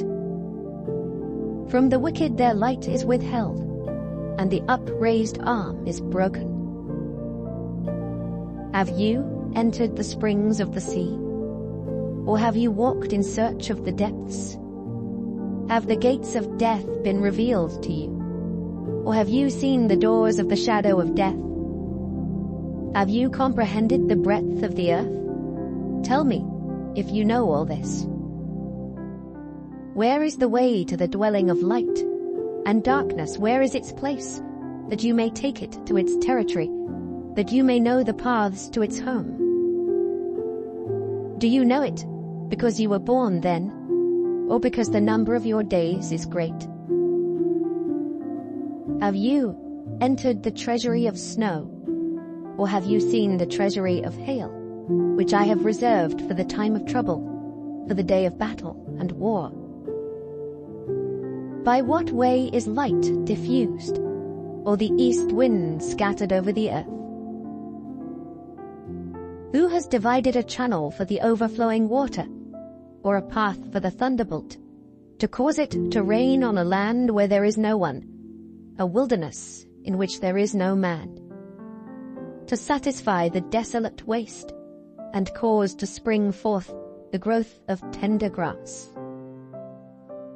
Has the rain a father? Or who has begotten the drops of dew? From whose womb comes the ice, and the frost of heaven, who gives it birth?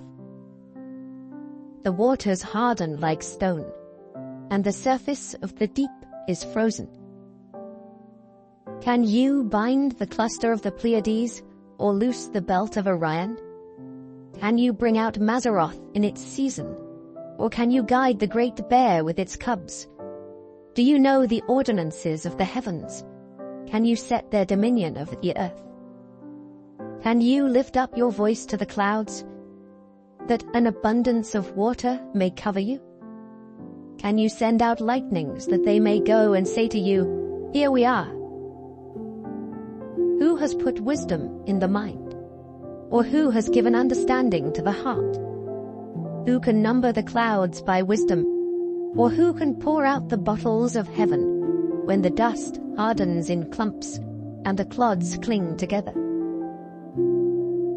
Can you hunt the prey for the lion, or satisfy the appetite of the young lions, when they crouch in their dens, or lurk in their lairs to lie in wait?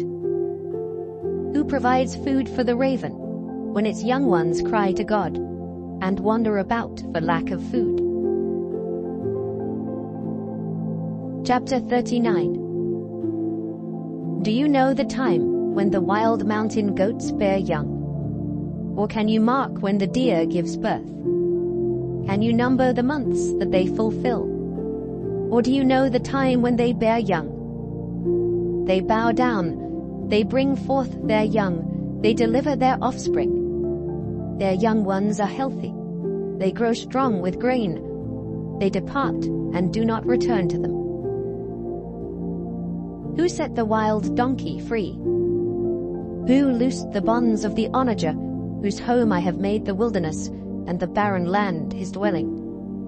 He scorns the tumult of the city, he does not heed the shouts of the driver. The range of the mountains is his pasture, and he searches after every green thing.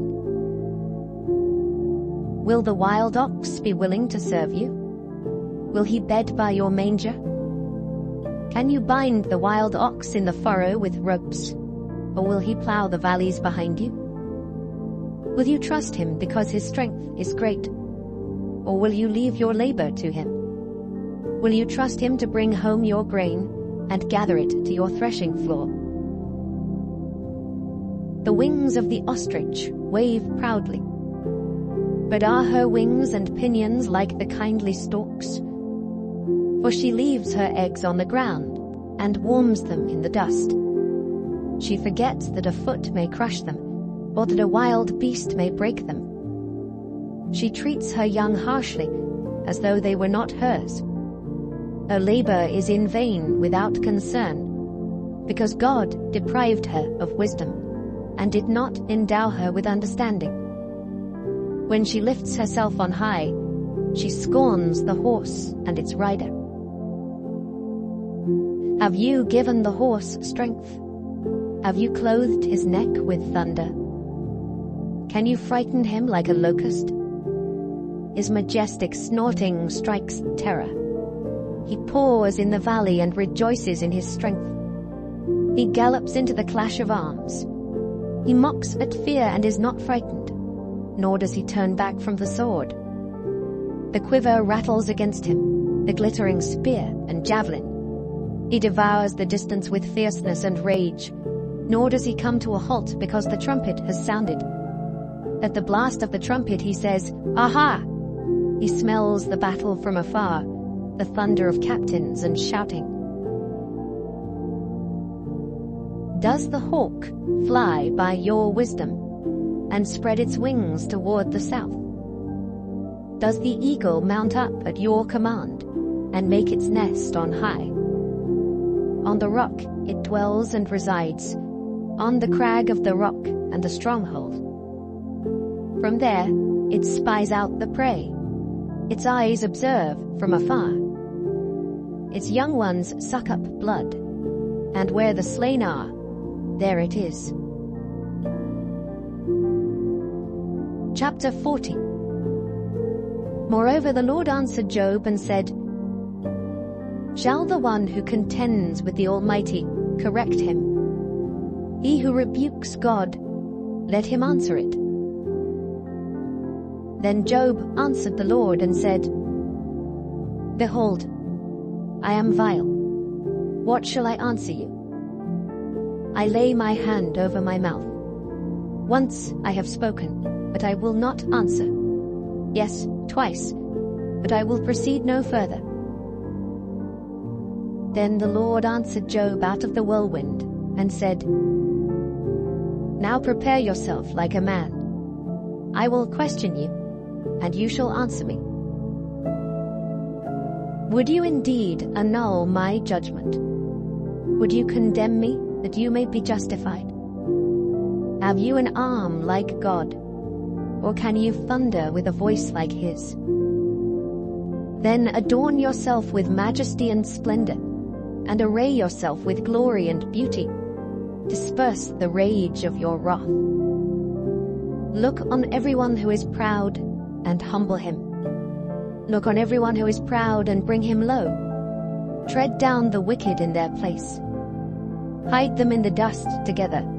Bind their faces in hidden darkness. Then I will also confess to you that your own right hand can save you. Look now at the behemoth which I made along with you. He eats grass like an ox. See now, his strength is in his hips, and his power is in his stomach muscles. He moves his tail like a cedar. The sinews of his thighs are tightly knit. His bones are like beams of bronze, his ribs like bars of iron. He is the first of the ways of God. Only he who made him can bring near his sword. Surely the mountains yield food for him, and all the beasts of the field play there. He lies under the lotus trees in a covert of reeds and marsh. The lotus trees cover him with their shade. The willows by the brook surround him. Indeed, the river may rage, yet he is not disturbed. He is confident, though the Jordan gushes into his mouth, though he takes it in his eyes, or one pierces his nose with a snare. Chapter 41. Can you draw out Leviathan with a hook, or snare his tongue with a line which you lower? Can you put a reed through his nose, or pierce his jaw with a hook? Will he make many supplications to you? Will he speak softly to you? Will he make a covenant with you? Will you take him as a servant forever? Will you play with him as with a bird, or will you leash him for your maidens? Will your companions make a banquet of him? Will they apportion him among the merchants? Can you fill his skin with harpoons, or his head with fishing spears? Lay your hand on him. Remember the battle. Never do it again. Indeed, any hope of overcoming him is false. Shall one not be overwhelmed at the sight of him? No one is so fierce that he would dare stir him up. Who then is able to stand against me? Who has preceded me that I should pay him? Everything under heaven is mine. I will not conceal his limbs, his mighty power, or his graceful proportions. Who can remove his outer coat? Who can approach him with a double bridle? Who can open the doors of his face with his terrible teeth all around? His rows of scales are his pride, shut up tightly as with a seal. One is so near another that no air can come between them. They are joined one to another, they stick together and cannot be parted. His sneezings flash forth light, and his eyes are like the eyelids of the morning. Out of his mouth go burning lights. Sparks of fire shoot out. Smoke goes out of his nostrils as from a boiling pot, and burning rushes. His breath kindles coals, and a flame goes out of his mouth. Strength dwells in his neck, and sorrow dances before him. The folds of his flesh are joined together. They are firm on him and cannot be moved. His heart is as hard as stone, even as hard as the lower millstone.